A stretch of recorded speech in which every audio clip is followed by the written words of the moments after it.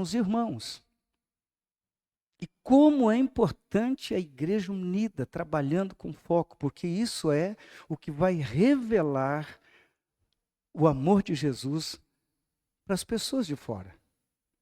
Alguém disse que gente atrai gente. Quando tem gente unida, as pessoas chegam, elas sentem o impacto dessa unidade, desse amor, desse compromisso, desse envolvimento, desse engajamento da igreja. Então a gente muitas vezes passa por isso, que pega um líder, ele diz, hoje se eu não for, não tem problema, viu, pastor? E tem outra pessoa que faz lá, então está tudo certo. Ele não entende que ele faz parte de um propósito divino, um propósito de Deus para aquela comunidade. Então nós estamos aqui, tudo bem, eu sou da igreja, mas eu tenho que fazer parte. E na verdade todos nós somos chamados para servir. Você concorda comigo? Né? A igreja tem um propósito básico. O propósito da igreja, em primeiro lugar, é adorar a Deus. O primeiro propósito da igreja é adorar a Deus. Não é o propósito de vir receber a bênção, receber a cura, receber um milagre, receber... Não é nada disso. O primeiro propósito é adorar a Deus. A igreja, ela é estabelecida pelo Senhor para adorar ao Senhor. Então a adoração faz parte da nossa existência como igreja, como corpo de Cristo. E o segundo propósito, na verdade, um horizontal e o outro vertical, qual é? Pregar o evangelho, anunciar as boas novas, falar do amor de Jesus para todas as pessoas. Agora, o que testemunha isso, o que faz a igreja cair na graça do povo, como está lá em Atos, é exatamente o comportamento da igreja. Se a igreja se comporta da maneira correta, se ela testemunha essa unidade que é muito importante no meio da igreja, glória a Deus, tudo vai fluir melhor. Porque o Espírito Santo está trabalhando. Em primeiro plano, é exatamente o Espírito Santo que promove a unidade da igreja, que só através dele que a gente consegue ligar. Porque o Espírito Santo em nosso coração, nos enchendo da presença do Pai, ele faz exatamente com que a gente se quebrante e a gente entenda os propósitos de Deus. Está tudo certo por aqui, até nesse momento? Beleza? Mas o que impede, então, a unidade da igreja? E aí é que é onde eu quero chegar. O que impede a unidade da igreja? Nós temos um problema com o ego. A gente pensa que o maior inimigo da igreja é o próprio diabo. E o diabo, na verdade, de novo, ele é o inimigo da igreja. Mas ele usa uma ferramenta, que é uma ferramenta que está na nossa convivência natural.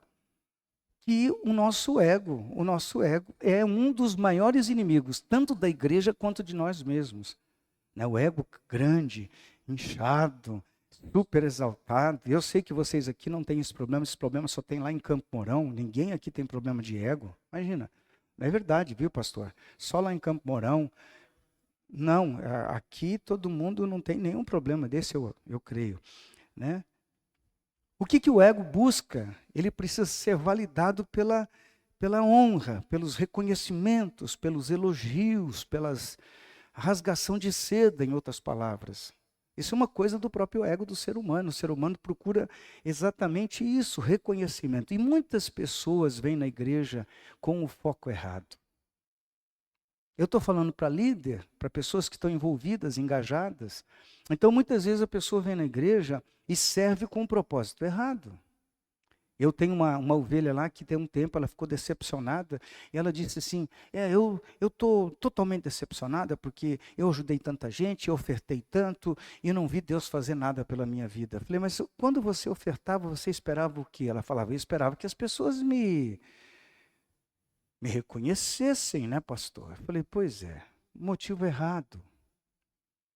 Muitas vezes a gente está servindo e ainda não entendeu o motivo de servir. O motivo de servir é para a honra e para a glória do Senhor, amém, irmãos? Então eu sirvo por quê? Qual a minha motivação de estar servindo na casa de Deus? E eu creio que isso é o que nós precisamos entender melhor. O nosso ego, ele elimina qualquer chance de servir a missão maior da qual eu e você fazemos parte. Então, quando o nosso ego está crescido, ele impede o agir do Espírito Santo, o agir de Deus, o resultado da igreja, o evangelismo, porque começa a ficar com o foco errado. Eu já tive nesses anos todos pastoreando, pessoa que saiu da igreja, irmão, está saindo por quê? Ele esperava que você fosse lá, fizesse toda uma cerimônia, porque o irmão está saindo, porque ou que eu chegasse e desse um cargo para ele, que ele desse uma função de destaque, de honraria, porque o problema dele era o ego. O problema do ego, o ego exaltado, na verdade, cria problema em tudo quanto é lugar que ele vai. Eu sei que vocês já venceram esse problema, é um problema que a gente tira de letra, só que não, né, gente? A gente não tem facilidade de lidar com ego. No casamento a gente tem problema, no relacionamento entre os irmãos nós temos problemas, em todas as áreas a gente tem problema. E a gente fica pensando, meu Deus, então eu estou aqui e você pode ter certeza que o propósito do Senhor é nos tratar. Mas eu quero fazer uma referência aqui de Tiago, capítulo 4, do versículo 1 ao versículo 4, se você quiser acompanhar. Diz assim: de onde procedem guerras e contendas que há entre vós? É engraçado que o texto está se dirigindo para quem? Para a igreja, para os irmãos. Ele não está falando para o incrédulo. Irmão, eu vou usar e vou dizer assim, a maior coisa que nós precisamos entender na nossa caminhada com Cristo é que aceitar Jesus é a parte mais fácil. É a parte boa. Seus pecados são perdoados, você começa uma vida nova, você se anima, se alegra. E a maioria das pessoas que hoje têm largado o evangelho, que quando chega na parte do processo, em que Deus vai quebrar o nosso ego, e só tem um jeito de quebrar o ego, né? Ou dois, no máximo, é nos tratando e a gente aprender a servir com o propósito correto. E é interessante isso, que quando você olha na palavra de Deus, você vê que o problema das guerras, das lutas, está exatamente aqui. Vou seguir o texto. De onde, senão, dos prazeres que militam na vossa carne? Cobiçais e nada tendes, matais e invejais, e nada podeis obter. Viveis a lutar e a fazer guerras. Nada tendes porque não pedis. Pedis e não recebeis, porque pedis mal para esbanjardes em vossos prazeres. Infiéis, não compreendeis que a amizade do mundo é inimiga de Deus? Aquele, pois, que quiser ser amigo do mundo, constitui-se inimigo de Deus. Então, aqui, você percebe que o objetivo aqui é mostrar que nós temos muitos problemas de guerra, de relacionamento. Eu posso dizer para você assim, quanto mais madura a igreja é, mais disposta ela é a servir. Quanto mais maduro nós somos, nós estamos prontos e dispostos a servir, sem esperar recompensa alguma. Só que o Senhor da Senhora, aquele que nos coordena, que nos comanda, que faz aquilo que tem que fazer, Ele mesmo vai fazer com que nós sejamos abençoados, prosperados, que as coisas aconteçam, mas esse não deve ser o nosso objetivo de servir. Nosso objetivo de servir é pensar no propósito de adorar a Deus e levar as boas novas do Evangelho a toda pessoa. Esse nunca pode deixar de ser o propósito na vida do crente. Amém? Ainda em Lucas, no capítulo 9, no versículo 24 e 25, diz assim o texto: dizia a todos: se alguém quer vir após mim. Olha, eu vou falar, esse é o convite mais esquisito que eu já vi na minha vida. Porque você, quando vai fazer um convite para alguém, você fala assim: olha, venha, vai ter uma festa, vão dar presente, e depois vai ter um jantar maravilhoso, e você vai ter aquele banquete, aí você convida a pessoa, é aniversário de casamento, é aniversário alguma coisa, e vem, e todo mundo vem animado, se arruma, se ajeita, e vem para a festa, aqui é um convite top, né, irmãos? Mas aqui Jesus faz um convite estranho. Ele diz: se alguém quer vir após mim, a si mesmo se negue, dia a dia.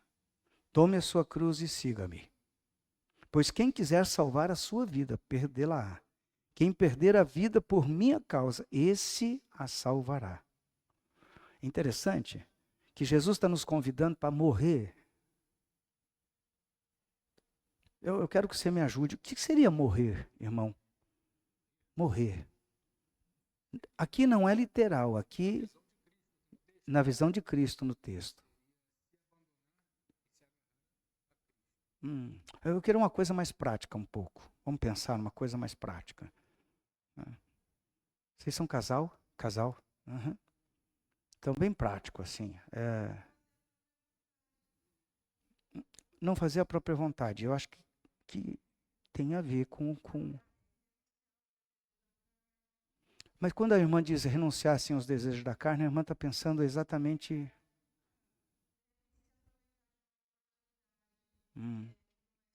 Interessante.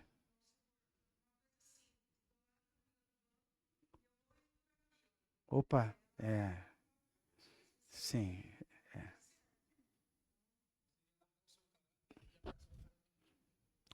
Isso é bem teológico. Eu queria uma coisa mais prática um pouco, porque realmente o que você está falando é legal. Não, isso é legal, é legal. É, assim, um pensamento... Mas uma coisa prática na vida, assim, da gente, sei lá... isso, começou a ficar prático, parece o negócio.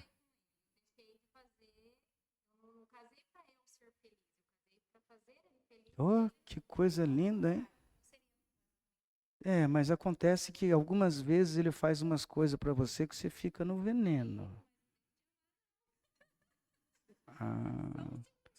Mas quando ele faz e quando você fica no veneno, que significa exatamente que aquele momento a tua carne está precisando morrer, né? Porque você dá aquela ressuscitada assim, né? Sabe aquela ressuscitada que a gente dá de vez em quando, assim, que você fala agora, e aí esse é o momento da carne morrer. Quando o nosso ego grita, quando nossas razões querem se impor, né? E quando a gente fala assim, o quê? Nem meu pai falou assim comigo, imagina esse... Né? E daí você está falando o que exatamente? Está falando de coisa prática. Eu vejo o orgulho ferido. Então, eu vejo o seguinte, o que eu vejo hoje no povo cristão? Eu me incluo nesse povo, que a gente muitas vezes fala de morte em Cristo, do verdadeiro evangelho, mas a gente não coloca em prática. A gente faz uma cara... Você já fez carinha de crente já alguma vez? A gente chega assim... E quando a gente não conhece a pessoa, é mais fácil ainda, não é? Fica todo mundo legal, porque não conhece. Esse cara deve ser a melhor pessoa do mundo. Pergunta para a esposa, pergunta para o pai, para a mãe. Aí a gente começa a ver algum problema. Porque Jesus faz esse convite para dizer para a gente, olha, vocês têm que morrer, se vocês não morrer, vocês nunca vão revelar. Outro dia eu vi uma publicação no Instagram, que alguém estava dizendo assim, o crente pode beber, não pode beber, né? Era a questão. E daí, porque Jesus fez lá, transformou água em vinho e tal. Aí a pessoa diz assim, por que você quer imitar tanto a Jesus? Por que você não começa ressuscitando os mortos, né? Fazendo as coisas do jeito que tem que ser feito, como Jesus fazia. Depois que você fizer milagres, curar o enfermo, expulsar o demônio, falar novas línguas e tudo acontecer, aí depois você vai lá, vai tomar um cálice para poder celebrar e depois vai para a cruz, tá bom? Quer dizer, a gente quer copiar as coisas que, na verdade, não faz sentido. Nós temos que estar vivendo o evangelho, né? As pessoas precisam olhar para mim, para você, chegar na igreja e falar, esse povo está interessado, está comprometido. São obreiros da casa de Deus, mas eles entenderam o evangelho de Jesus. E eu creio que vocês têm entendido, né? Eu estou aqui para compartilhar um pouco só. Amém, amados? Então, a gente pensando no nosso ego, você lê em Mateus 20, 28, diz, tal como o Filho do Homem, que não veio para ser servido, mas para servir e dar a sua vida em resgate por muitos. Esse é o foco, né? Jesus fala assim, você quer saber? Esse é o foco. Esse é o foco. Eu tenho certeza que aqui tem músico, tem gente que canta, gente que toca. Esse lugar aqui é um lugar assim que as pessoas gostam de ficar. Gostam de ficar. Ele pensa assim, vou fazer a obra de Deus. A primeira coisa que ele faz, eu quero ter um lugarzinho no altar. Mas a gente não gosta de servir em lugares onde você não tem luzes, não tem foco, não tem destaque. Porque quando você aprende a servir onde você não tem destaque, você começa a glorificar o Senhor. O meu pastor em Curitiba, de vez em quando, falava: Toninho, eu quero que você vá lá em Contenda. Contenda é um lugar que fica perto de Curitiba, mas alguns quilômetros. Tem uma igreja nossa lá, eu quero que você vá lá pregar no sítio. Eu falava: sim, senhor pastor. Nós tínhamos um programa de rádio que era 11h30 da noite na quarta-feira. Todos os pastores iam jogar bola. E eu não podia jogar bola, porque ele falou assim: Toninho, você faz o programa, né, na quarta-feira, está todo mundo aqui se confraternizando, os pastores, mas você vai? Sim, senhor pastor. Toninho, eu quero que você vá pregar lá na favela, que nós temos uma igreja lá na favela, você vai? Eu me lembro um dia, você lembra aquele dia que a gente estava lá na favela e tiro para tudo quanto é lado? Eu falei: é hoje, glória a Deus. É hoje. E eu pensei, né? Nós temos dificuldade de servir onde não existe muita luz, muito reconhecimento, muita... Sabe quando você fica soprando o ego, né? Então a gente tem dificuldade com isso. E por isso é difícil encontrar unidade na igreja, porque cada um busca os seus interesses e não o propósito de glorificar a Deus e de anunciar as boas novas. E quando a gente começa a entender exatamente o nosso papel, a gente começa a entender que igreja é isso. Olha o que diz Provérbios 11:2. Quando vem o orgulho, então vem a desgraça. Mas com a humildade vem a sabedoria. E eu gosto muito dessa definição que alguém disse, que o ego, o orgulho, é igual ao mau hálito. Todo mundo percebe, menos a pessoa. Você já teve alguma crise de orgulho, de ego assim, alguma vez? Não precisa me responder. Porque se disser que não teve, eu vou dizer assim: você já deve estar subindo com Jesus já. Porque a gente tem, irmãos, porque nós somos ensinados, né? Eu vou deixar isso para as psicólogas, mas a gente foi ensinado desde pequeno a ser egoísta, a ter o ego grande. Não é teu, não reparta, não compartilhe, não dê. E a gente tem uma dificuldade de trazer, porque Jesus veio na contramão disso tudo. Então a gente trazer o modelo de Jesus para a nossa vida e realmente dizer: eu quero ser um cristão. E eu creio que aí está uma das maiores lutas daqueles que servem na casa do Senhor. Porque algumas vezes na casa do Senhor você vai ser pisado, você vai ser desprezado, você vai ser maltratado. Porque a pessoa que está chegando é a pessoa que Deus está mandando nesse lugar, mas é aquela pessoa que vem com todo tipo de ferida e todo tipo de problema, e Ele quer que seja acolhido. E para ser acolhido você tem que renunciar ao teu ego. Pode perceber que na igreja a gente faz panelinhas. Sim ou não? Aqui está o meu grupinho. Tem algum líder de célula aqui, pastor? Você é líder de célula? Não é o teu caso, tá bom? Isso eu já vi na minha igreja lá, que eu sou pastor. Nós pastoreamos. Então o líder de célula, ele fica, daqui a pouco ele reúne aquele grupinho dele assim. Termina o culto e fica... Entendeu? E fica com aquele negócio daí. Outras pessoas na igreja. E as pessoas chegaram, o Espírito Santo levou a pessoa lá. É impressionante como a gente tem essa mania de fazer panela. As pessoas estão lá esperando que alguém as acolha, que as trate bem. E a gente está preocupado com aquele grupinho, que é o grupinho, sabe, esse é o meu grupinho, pastor. Eu tive uma época, nós já tivemos quase 120 células em Campo Mourão. Hoje nós estamos com umas 20 e poucas células. Depois da pandemia, e estamos retomando o crescimento de célula novamente. Tinha uma época que o negócio era doentio dentro da igreja, porque os líderes estavam totalmente fora da realidade. Eles estavam pensando que aqui era um reinado deles, não é nem meu, nem deles e nem de ninguém. Isso aqui é do Senhor, esse reinado. Amém? E nós estamos a serviço do Mestre. Então, o meu esforço, a minha dedicação, a minha entrega, meu tempo de oração, meu tempo de leitura da palavra, tudo tem um objetivo só. Mas o que atrapalha? O ego atrapalha. E o ego é quando você está convencido que você já é, né? O finalzinho, o último gás da coca. Você está achando que você é o cara. E a Bíblia, A Bíblia nos deixa claro que o orgulho atrapalha tudo. O ego, que Jesus tanto estava preocupado, vai lá, todo dia. Porque não é um negócio que é um dia que está resolvido. Eu tenho até uma certa preocupação com aquelas pessoas que entregam a vida a Jesus. Agora eu já estou zerado. Falei, mas como zerado? Eu estou há 44 anos nesse negócio e eu ainda estou. Meu Deus, me ajuda, Senhor. Você também não faz assim? Tem hora que você fala, oh Jesus, só a tua graça, tua misericórdia, porque eu sou terrível.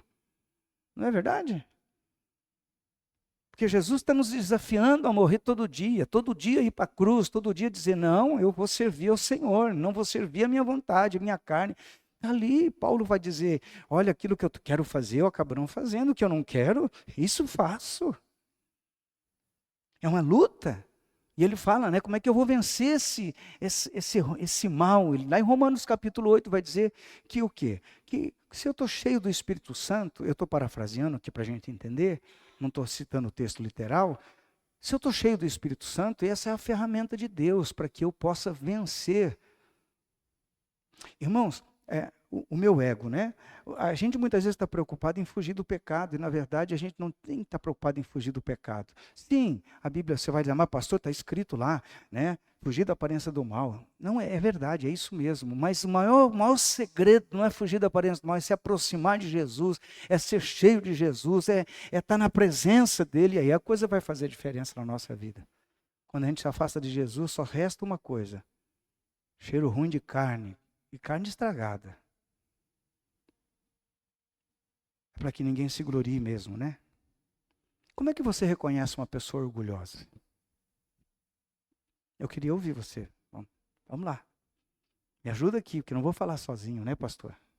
Como é que uma pessoa orgulhosa é, irmão? Para você que já tem um viés teológico. Você acredita ou você tem certeza?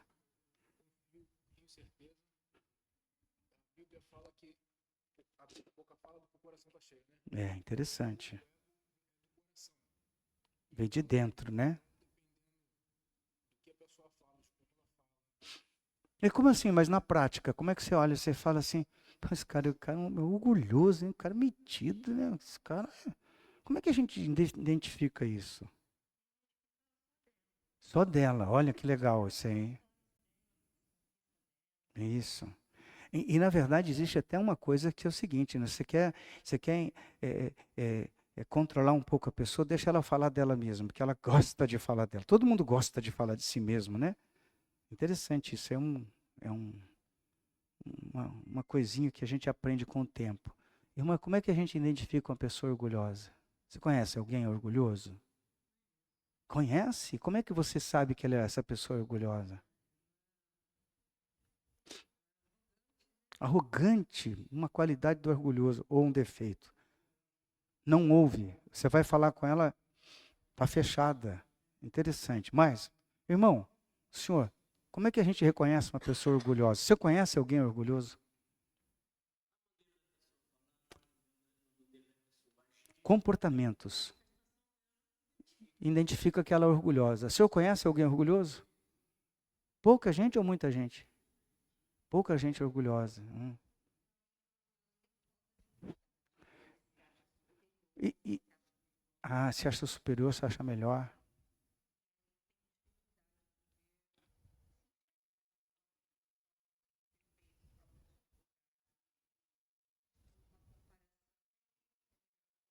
Olha só. E a gente fica vacinado com esse tipo de gente, não é verdade? Sempre está se justificando, não aceita. Vamos tentar mais, vamos tentar mais. Se arma, o cara está sempre pronto para atacar, né? Irmã, uma pessoa, como é que a gente vê e identifica uma pessoa orgulhosa? Só a opinião dela. Nós estamos bem parecidos aqui. Eu queria ter. Irmã, a senhora parece que sabe. Irmã, a senhora parece que sabe identificar uma pessoa orgulhosa.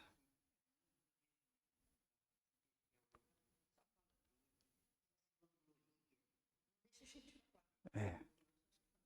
Ele não tem ouvido, né? Não tem ouvido. Parece que é tudo tapado, né?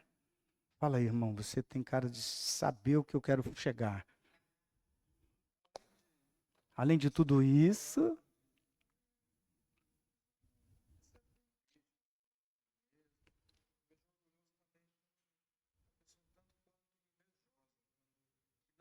aceitar que tem outras pessoas melhores, mas quando vê uma pessoa que é melhor, em vez de querer aprender como uma pessoa humilde, fica com inveja e quer tentar atacar, subir de alguma forma. Então, ter aquilo.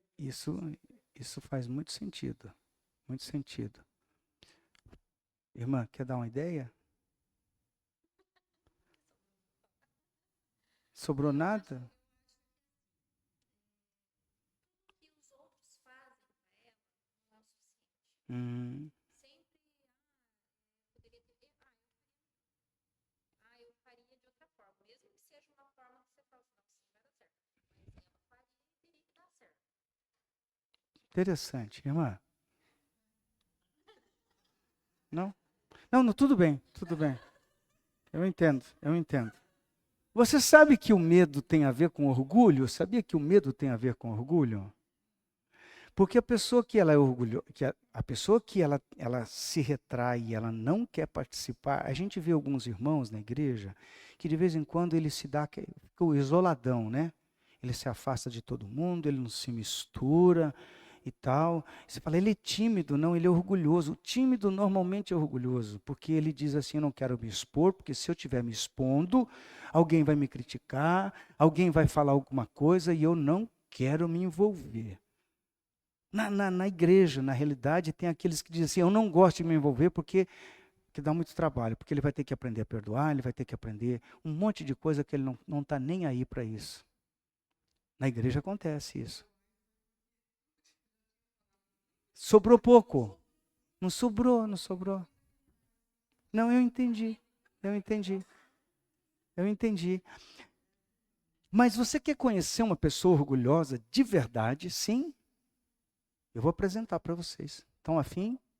Então, depois vocês vão ali no banheiro, dá uma olhadinha no espelho. E daí vai ficar muito legal isso aí. Porque irmãos, você pode... Hã? Mas na hora, você olha assim e fala, eu te conheço. Né? Eu não estou falando isso para poder ofender vocês, mas na verdade é que todos nós temos uma dose que precisa ser tratada desse negócio chamado orgulho. A gente precisa olhar, muitas vezes nossos relacionamentos é terrível. Né? Provérbios 16, 18 diz, a soberba precede a destruição e a altivez de espírito a queda. Soberba no nosso coração nos leva à autodestruição. O que nos atrapalha é essa soberba. A gente não fica ofendido porque alguém está tratando a gente bem. A gente fica ofendido porque alguém está tratando a gente mal, porque a gente se sentiu ofendido. Por que nós nos ofendemos? Porque o nosso ego quer comandar a nossa vida. E que, na verdade, precisamos aprender que quem quer e quem deseja comandar, controlar a nossa vida é o Espírito Santo. Amém? Então, arrogância, inveja, desonestidade, tudo isso está no campo do eu quero me dar bem, né? Eu quero levar vantagem. Eu aqui sou o cara. Não, eu não estou aqui. Dá o quê? Não vou dar nada para ninguém. Aí eu vou aprofundar um pouquinho, né? Como a pessoa tem dificuldade de contribuir na obra de Deus. Sabe por quê? Vai que Deus me deixe na mão. Eu tenho que ter uma reservinha para me garantir. Quando a gente pensa no reino de Deus, tudo começa na doação, na entrega. Jesus, é pela misericórdia de Deus que fomos alcançados, porque Ele deu o seu Filho unigênito. Só dá, irmãos, só dá aos outros, só dá a obra de Deus, só se rende, só se entrega quem começa realmente a entender que o ego precisa morrer. Senão a gente não se entrega. Eu tenho um hábito lá na igreja, todo mundo que chega eu falo para eles assim, vamos irmãos, a gente tem um momento que eu chamo o nome das pessoas que chegaram e tal, né? Só levante a sua mão para a gente conhecer, a pessoa levanta a mão, vai um monte de gente lá, faz um montinho em cima dele, seja bem-vindo, que Deus te abençoe, que não sei o quê. Mas tem uns irmãos lá, eu acho que eles usam super bonder. Eles põem assim, ó, eles não conseguem levantar, sabe? Porque eles não estão prontos para chegar e receber a pessoa que o Espírito Santo trouxe na igreja. Eu insisto demais com a nossa liderança para receber bem qualquer pessoa que chega na igreja. Esquece as panelinhas que você está acostumado. Vai para cima de quem Deus está mandando ali. Recebe bem, toma o nome da pessoa, liga para ela, diga, olha, seja bem-vindo, que bom que você esteve na igreja. Eu posso escutar pelo menos um amém? Porque isso vai fazer toda a diferença, irmão. Cara, eu fui numa igreja, essa pessoa vai dizer, eu fui tão bem acolhido naquele lugar. Fui tão bem tratado naquele lugar. Eu quero voltar lá para ver como é que é esse negócio. Por que aquele povo é desse jeito? Por que aquele povo não é que nem igreja? Irmãos, tem igreja que a pessoa entra, fica lá 1 hora e pouco no culto, 2 horas, dependendo da igreja, vai embora e ninguém sabe quem ela é. Nem um abraço ela recebe. Quanto isso significa? Agora, para fazer isso, eu tenho que entender que o meu ego está morto. Ou eu tenho que crucificar ele para poder chegar naquele povo, para dar a mão para aquela pessoa, para abraçar aquela pessoa se necessário for. Lógico, né? O irmão abraça o irmão e a irmã abraça a irmã, né? Porque senão a pessoa não entende também, né? Mas a irmã não pode cumprimentar, seja bem-vindo, que Deus te abençoe. Sem nenhum problema. Eu não sei como é que são os costumes, mas a gente pensa que é de bom tom agir dessa maneira. Amém? São coisas que nós vamos aprendendo. Olha o que diz a Bíblia, em Tiago 4,6. Deus se opõe aos orgulhosos, mas concede graça aos humildes. Gente, você imaginou quanto mais orgulhoso a gente é, mais Deus nos freia? Tem gente que não entende isso. Você quer ver Deus te abençoar? Decida se render logo. Vai para a presença de Deus e deixa Deus trabalhar. Você vai ver o quanto Deus vai te usar, o quanto a tua célula vai crescer, o quanto a sua igreja vai crescer. Pastor, você está falando isso? Isso tem a ver conosco, com cada um de nós como igreja. Porque se a gente entende isso, nós vamos começar a entender o que Deus pensa realmente a respeito da sua igreja. Tem alguém aí que faz parte da igreja de Jesus ou não? Hein? Tem alguém aí que faz parte da igreja? Então é conosco, que é conosco esse assunto. O texto que eu li lá de Romanos, se não tiver quem pregue, como que eles vão crer? Quem é que vai pregar? Só o pastor? Não, irmão. Nós somos o evangelho que as pessoas leem. As pessoas leem o evangelho de Jesus em nossa vida. A pessoa, ela não vai se importar muito com aquilo que você sabe. Eu acho interessante essa questão de líder de célula. De vez em quando o líder de célula pensa assim, não, porque eu tenho que ter um conhecimento mais profundo. Não tem que ter nada, você tem que ter disposição de servir. Disposição de abrir a tua casa, disposição de receber pessoa, disposição simplesmente. Eu não sei como é que você faz aqui na célula, compartilha a palavra de domingo ou tem algum material? Legal, legal. Lá o que nós... Lá nós adotamos uma coisa, pastor. Adotamos assim, você compartilha a palavra de domingo. O líder de célula é só um facilitador naquele momento de diálogo. E nós temos uma pergunta-chave, que a gente diz, o que é que Deus falou com você no culto de domingo à noite? Aí tem um visitante que faz isso, legal. Mas o visitante, ele chega, pô, mas eu não fui no culto de domingo, olha, uma oportunidade para você nos visitar, venha no nosso culto, daí na próxima semana você vai ter alguma coisa para falar. Isso é tão fácil, tão fácil, tão tranquilo, né? Mas tem que ter alguém pronto a servir. Oxalá que essa igreja seja tão contaminada que todo mundo queira ser líder de célula em nome de Jesus. Amém? Porque é tão importante a célula. Irmão, não tem a maneira mais eficaz para se ganhar almas é servir numa célula. Mas pode servir na igreja também, não tem problema. Mas a célula é poderosa. Amém? Como é que eu faço para superar esse problema de ego, pastor? Bom, começa hoje e termina até o dia que Jesus chamar você. Quando ele fala, vem, você fala, deu a minha senha aqui, Senhor. Daí você vai. Mas começa quando? Começa o dia que eu aceito a Jesus. Marcos 10, 45 diz: pois o próprio Filho do Homem não veio para ser servido, mas para servir, e dar a sua vida em resgate por muitos. Esse foi o propósito de Jesus, então ele veio para servir. E é interessante que o servir trabalha demais o ego da gente, quebra o ego no meio. Eu, quando era recém-convertido, Deus me usou muito em palavra de conhecimento, palavra de sabedoria. Deus me usou muito em interpretação de línguas. Eu quase não vejo pessoas interpretando línguas estranhas. Não vejo. É muito. Eu não me lembro de ter visto alguém nesses 40 e tantos anos interpretando línguas. E Deus me usava dessa maneira. Interpretava como uma coisa profética. Imagina um menino, porque eu me converti novo. E aí o pastor, que eu andava com o pastor da igreja metodista para todo lado, que eu era metodista de conversão, e daqui a pouco ele ministrava numa igreja, ministrava em outra, eu estava do lado, daqui a pouco já Deus dava, ele começava a orar em línguas, Deus dava interpretação, entregava uma palavra para a igreja, rapidinho todo mundo começou a ir atrás do profetinha. O profetinha era eu. Ô profetinha, profetiza aí para mim. Mas eu não estava preparado para aquilo. De repente o meu ego, gigante. Eu comecei a achar que eu era o cara. Fui ficando cheio, inflado. E a minha maior luta era: como eu faço para me ver desse orgulho que eu estou sentindo?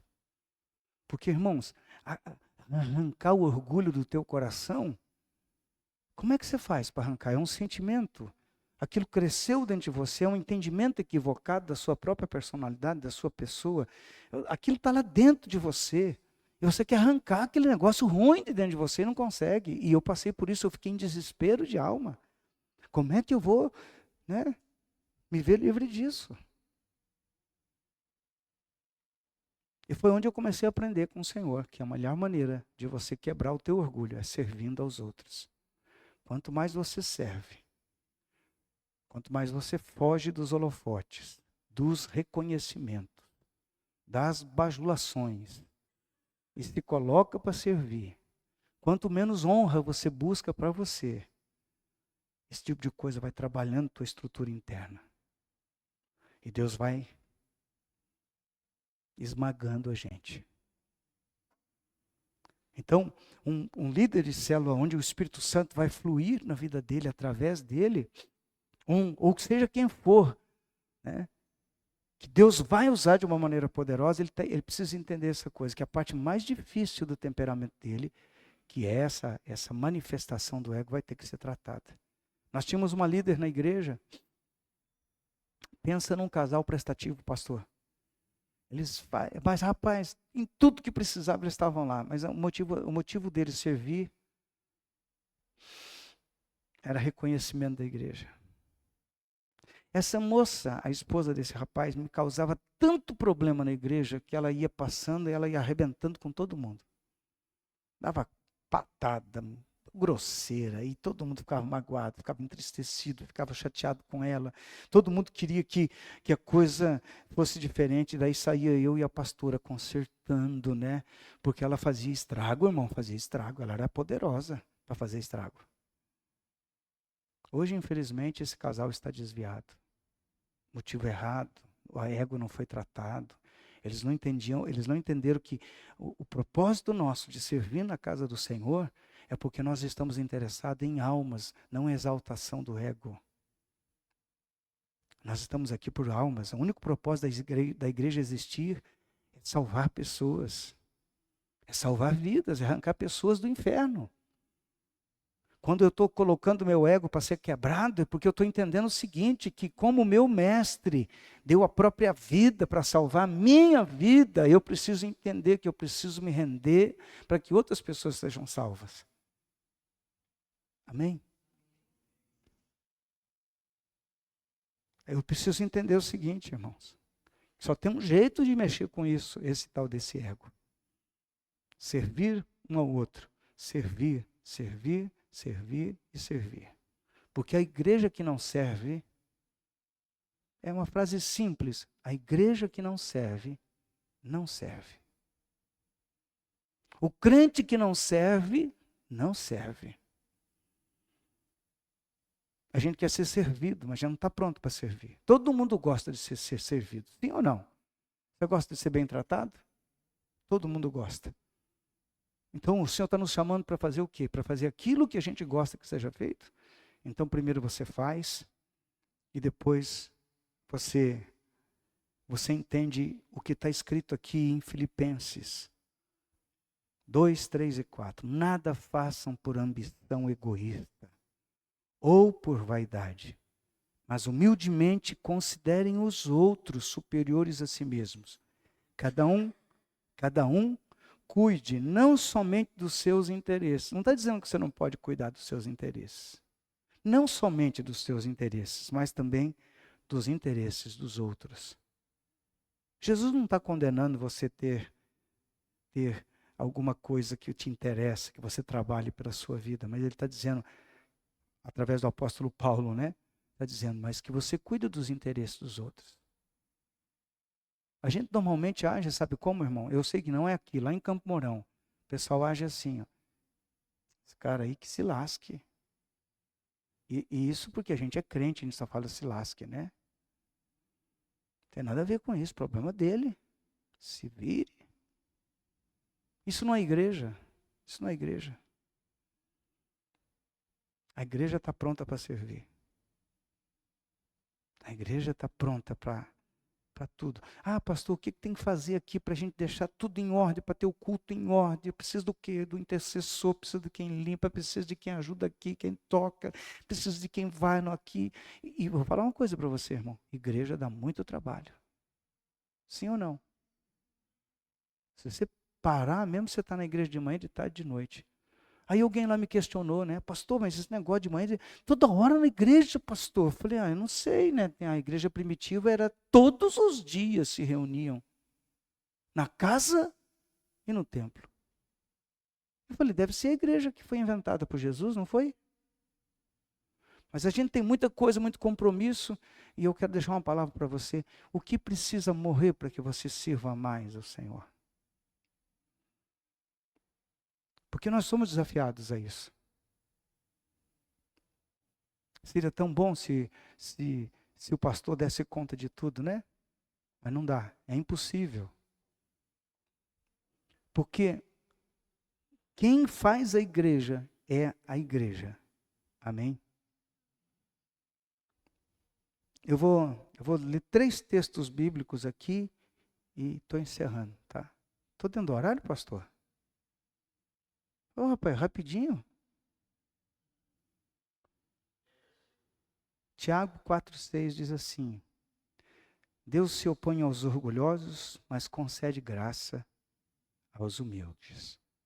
Romanos 12,5 diz o seguinte: assim, nós, embora muitos, somos um só corpo em Cristo e individualmente uns dos outros. Eu tenho a impressão que tem hora que parece que a igreja não é igreja, pastor. Porque tem gente que diz assim, não se meta com a minha vida, isso não tem nada a ver comigo. Mas como que é? Se eu sou, irmão, eu sou teu, eu não te conheço, mas a Bíblia diz que eu sou teu e você é meu. Que loucura! Não, mas não se meta comigo não, você não tem direito de falar nada. Tenho direito sim, eu sou teu e você é meu. Porque esse é um contexto bíblico. Se a gente quer anunciar o evangelho, a gente tem que se parecer com a igreja de Jesus. Amém? E quem é que faz a gente se parecer com a igreja de Jesus? Aí você vai me dizer o Espírito Santo. Eu vou dizer, claro, o Espírito Santo está atrás de tudo isso. Mas é a igreja que faz a igreja ser igreja. Eu tenho compromisso, responsabilidade com você, você tem comigo, não importa se você é da Bola de Neve. Tudo bem, eu sou da IPC, né? Daqui La Roca, não é verdade?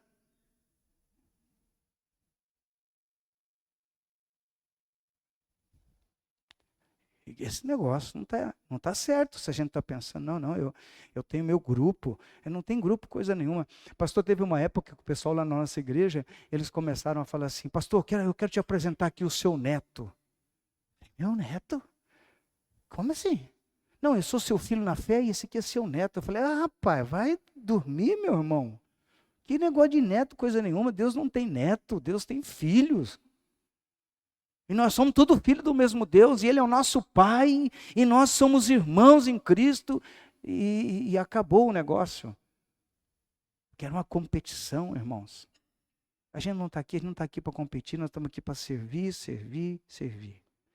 1 Coríntios capítulo 12, versículo 12 diz, porque assim como o corpo é um e tem muitos membros, todos os membros, sendo muitos, constituem um só corpo.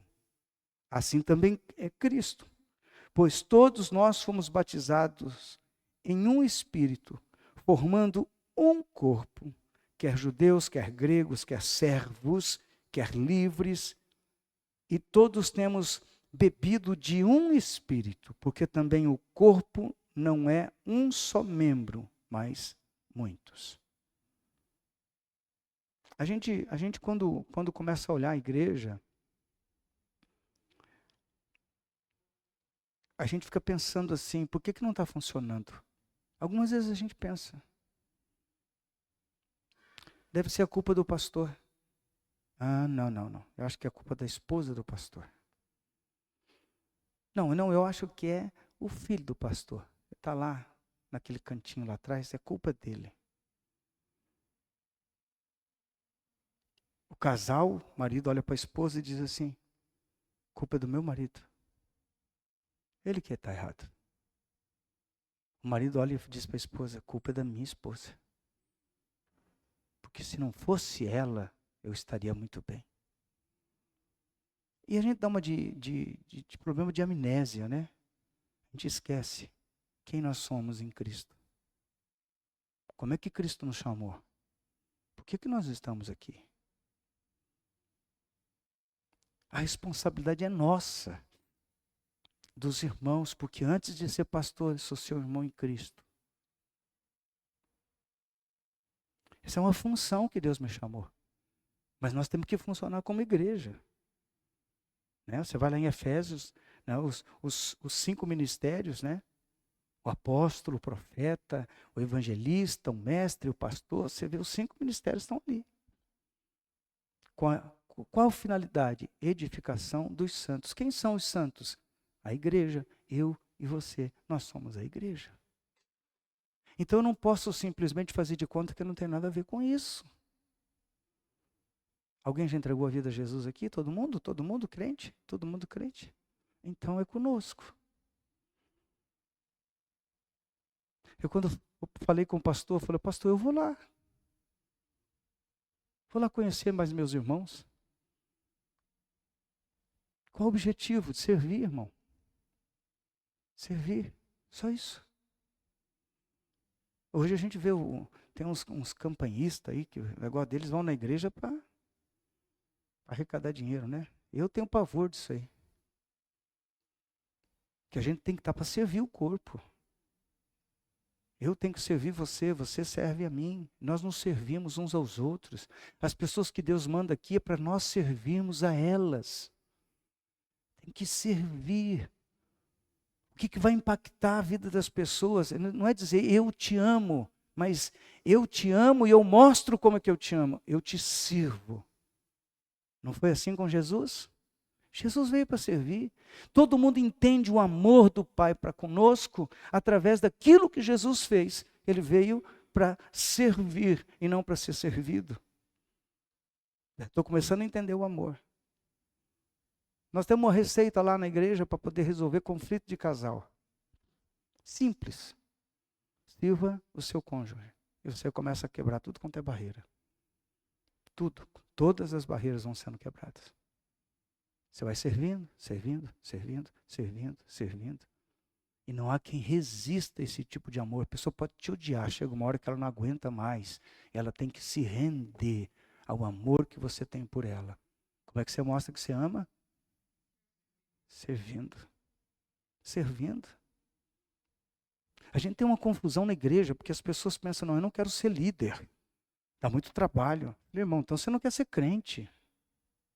Né? Você não quer ser crente. Não, eu quero vir aqui, mas eu não quero me incomodar. Se você quiser ser crente, servo, salvo, você vai se incomodar. Sabe por quê? Porque o seu ego vai ser esmagado. Não tem outro jeito. Eu queria que tivesse outro jeito. Como eu queria que tivesse outro jeito mais fácil. Porque daí não precisava falar essas coisas, nem eu precisava me preocupar com isso. Mas acontece que a gente tem que se entregar a Jesus. A cada dia. Amém? Meu Deus, como isso é importante. Eu estive na Colômbia uma vez e fui ministrar um assunto parecido com esse. Eu estava pregando naquela igreja e de repente, irmãos, o que aconteceu ali foi que aqueles irmãos falaram: nossa, pastor, eu vi unção de tanta coisa já ser ministrada, unção disso, unção daquilo outro, unção, né? E uns são mais bonitinhos, outros são mais feinhos, outros são mais ou menos, né? Brincadeira, irmãos. Mas a gente nunca tinha ouvido uma coisa dessa. Nós precisamos de uma unção de servo. Na verdade, é uma expressão usar unção, porque nós precisamos ter a consciência de servo. E começar a fluir nessa consciência de servo. Porque o amor do Senhor vai se manifestar através do nosso serviço. E as pessoas vão ser impactadas porque nós servimos as pessoas. E não tem quem segura uma igreja assim, irmãos. Eu queria orar para a gente encerrar essa palavra, tá bom? Senhor, nós precisamos da Tua ajuda de verdade. Precisamos, ó Deus, entender os propósitos do Senhor na nossa vida. Nos ajude a enxergar, Senhor, quem somos e quem o Senhor quer que sejamos. Que a nossa caminhada seja uma caminhada, Senhor amado, pronta a receber do Senhor aquilo que o Senhor quer para a nossa vida.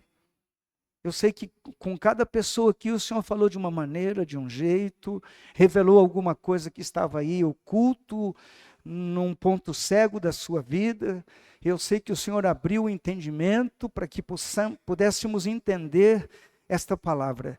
E eu sei que o Senhor está trabalhando no coração de cada um dos teus filhos. Eu quero, em nome de Jesus, Pai, declarar que muitos líderes servos se levantarão nessa casa, que a tua unção virá de uma maneira sobrenatural, que vidas serão enviadas aqui, Senhor, para serem restauradas, transformadas. Senhor, que o Teu Espírito Santo comece a trazer dos 4 cantos da cidade de Umuarama. Não existe distância, não existe nada dessas barreiras. Quando essas pessoas encontrarem nessa casa, em nome de Jesus, quando as pessoas encontrarem nessa casa um ambiente de amor, de servos, de pessoas comprometidas, cheias de compaixão, Pai. Usa a vida do meu irmão, da minha irmã, que as células se multipliquem, que haja, Senhor amado, um interesse genuíno pelo Teu reino, Senhor. E que Teu Espírito Santo nos ajude, Senhor. Ajude os Teus filhos, Teus servos nesta casa de oração. Assim oramos e os abençoamos em nome de Jesus. E pedimos, Deus, que o Senhor esteja operando milagres e manifestando a Sua glória. No nome do Senhor Jesus. No nome do Senhor Jesus. Usa, Senhor amado, os Teus servos. Usa, Senhor amado, os Teus filhos, no nome do Senhor Jesus. Amém e amém. Amém, irmãos? 2 coisinhas só que eu quero falar ainda. Como é que o Senhor trabalha através de milagre? Tem muitas vezes que a gente fica pensando que Deus faz milagre porque aquele cara é um ungidão. Você já viu isso ou não? O cara é ungidão, então ele ora pelo enfermo, o enfermo é curado, porque ele tem um dom especial e tudo mais. Lógico, tem muitos critérios para você entender sobre cura divina, para você se mover em cura divina.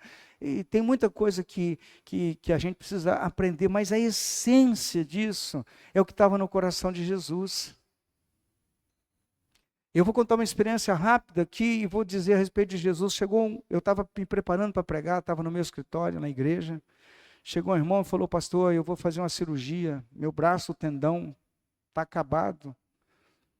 E eu vou fazer uma cirurgia, eu vou ficar 8 meses parado. E pode ser que não fique bom. Aí naquele momento, eu olhei para ele, eu falei, eu conheço aquele irmão. Conheço aquele irmão, ele ia passar uma necessidade, a família ia passar necessidade. Mas meu coração se encheu de tanta compaixão, que é o que aconteceu com Jesus. Jesus viu a multidão e se encheu de compaixão. Mas quando Jesus estava pensando nisso, Jesus estava pensando numa coisa: como é que eu posso fazer para servi-los? E eu sei que esse irmão estava ali, eu tinha acabado de sair do Covid, preguei sentado aquela noite. Mas antes de pregar, eu falei, vem cá, irmão, eu quero orar por você. Orei por ele. Ele foi curado na hora. E eu me lembro, ele levantou o braço, ele chorou, glorificou a Deus. E foi um momento muito glorioso na presença de Deus. E eu me lembro exatamente como eu senti no meu coração. Senti compaixão. Eu preciso pedir ao Senhor, Senhor, me dê compaixão. Compaixão, Senhor. Sabe, vai chegar gente aqui dentro precisando só disso, de compaixão. E talvez você não fique pensando, como é que vai ser eu sorrir para essa pessoa? Talvez você não consiga avaliar, mas Deus vai fazer o teu sorriso representar misericórdia, compaixão, acolhimento, recebendo bem a pessoa. Isso vai acontecer em nome de Jesus. Amém? Então deixa Deus te usar. Amém? Não impeça Deus te usar, de usar você. Deixa Deus te usar. Amém? Segunda coisa, pastor, essa é uma palavra para a igreja. Vocês não vão durar muito tempo nesse lugar. Vocês não vão durar muito tempo nesse lugar. Enquanto eu estava orando, então Deus me mostrou algumas coisas. As cadeiras sendo arrancadas daqui, vocês em mudança. Não sei quanto tempo isso. Mas se Deus mostrou é porque Ele vai fazer alguma coisa aqui. Que Deus abençoe a vida de vocês. Deus abençoe, pastor.